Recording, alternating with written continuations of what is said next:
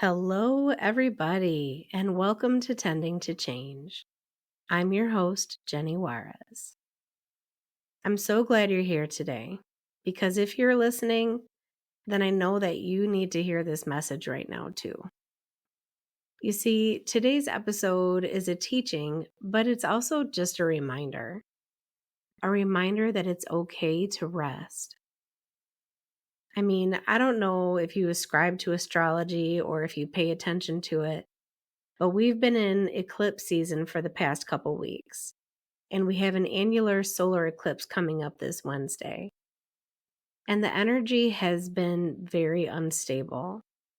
On a global scale, we're witnessing massive revelations of corruption, violence, aggression, and catastrophic weather.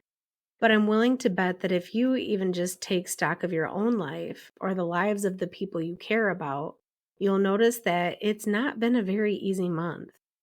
And during turbulent times such as these, it is so important that we take the time to ground ourselves and know when to say yes and when to say no. Personally, I tend to struggle with slowing down when the moment calls for it. But if I don't, I can be sure that my body is going to tell me. You see, our family has been in grief these past 2 weeks. And as a parent, it's an instinct to jump into action during a crisis and ensure that everyone in my home is cared for and has their basic needs met on top of taking care of the day-to-day responsibilities. But I've grown wiser over the years, and so I've gotten better at asking for help. I alerted the people in our innermost circle to let them know what we were going through, and I gratefully accepted any support that was offered. That makes such a huge difference versus silently struggling and waiting until all the dust settles to finally admit to your people that you just went through a hard time. But still, life marches on, and it's easy for the little things to build up as the days go by. I started to fall behind on my podcast planning over the past couple weeks, and I've gotten stuck into a pattern of recording late on Sunday evenings. And I'm noticing that I'm pushing myself too hard. My expectations in this moment are unrealistic, and now my body is letting me know. My immune system is faltering. I suffered an injury last weekend, and now I'm coping with some aches and pains in my body too. All of these different factors are arrows pointing at a giant sign that says you need to slow down. It's okay to rest. Do not burn yourself out. Does this sound familiar to you? If we consider the season that we've just entered in the Northern Hemisphere, Mother Nature has a lot to teach us. Last Sunday was the fall equinox, which was the start of autumn, and this marks the beginning of our turn inward. The days are slowly getting shorter and the nights longer. And although the weather is still lovely and we're still able to comfortably play outside, the nights are getting cooler, crisper. And eventually, the weather will encourage us to be indoors more often. The longer nights may be encouraging us to sleep a little more than usual. And that's okay. We're not meant to be in constant action. We're not meant to be in constant output and productivity mode. Everyone, every living thing needs time to rest and recuperate, to refill ourselves. Because it's from a place of rest and fullness that we do our best work, whether that's creatively, professionally, or just in caring for others. So I really just wanted to come on here today to acknowledge that if you're going through a hard time right now, if it feels like the ground is shifting beneath your feet, you're not alone. And you have permission, not from me, but from yourself, to rest, to go outside and take a few breaths of fresh air, to do a gentle stretch or take a nice walk, to drink a glass of water, to eat a nourishing meal, or even just a snack. Take care of yourself in small, simple ways, however you can. It's okay to take a nap or watch a TV show. Leave the dishes unwashed for a day. It's okay for the laundry basket to just sit on the floor. It will be there for you again tomorrow.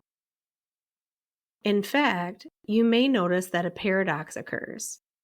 The moment that you finally allow yourself to rest, to cut yourself some slack on all the expectations, that may be when an influx of energy returns to you, or when a gust of inspiration flows through.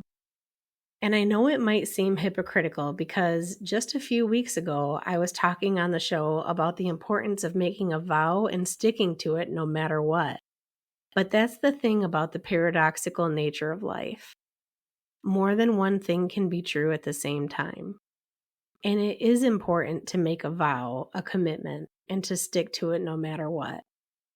And it's also important to know that sometimes you need to strategically pause on your vow for your own well-being. The highest commitments serve your aspirations. But if the way to achieve your aspirations is through self-abuse, then it's worth taking a second look at. The Buddha gave an analogy once when he was challenged by his students for giving up on his most extreme austerities of practice. And he likened his practice to a guitar. If the strings are too loose, you can't play any music. But if you make the strings too tight, when you try to play, they may snap and break. There needs to be some flexibility. Just enough structure and discipline to help us keep moving in a forward direction. But with enough flexibility to know when we need a little bit of grace, a little bit of rest.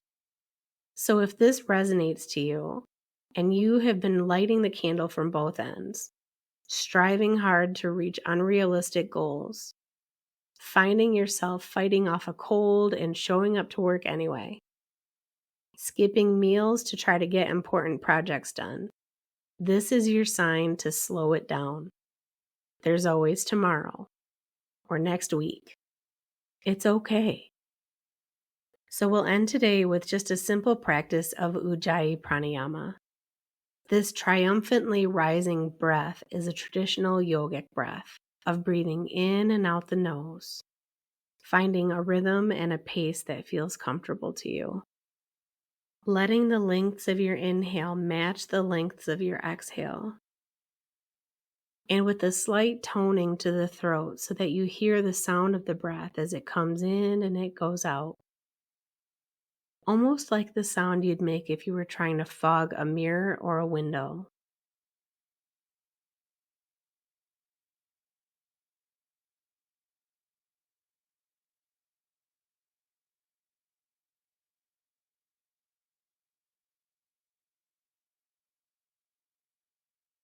Listening to the sound of your breath as though you have your ear up to a seashell, hearing the waves crash against the shore.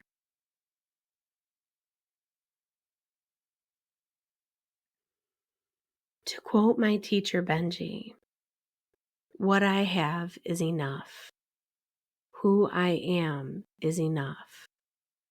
What I do is enough. May you know deeply to your bones that however you show up today, you are enough. You are worthy. You are loved.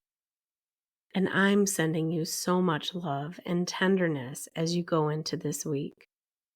Take good care of yourselves. And until we come together again, take care and have a wonderful rest of your day.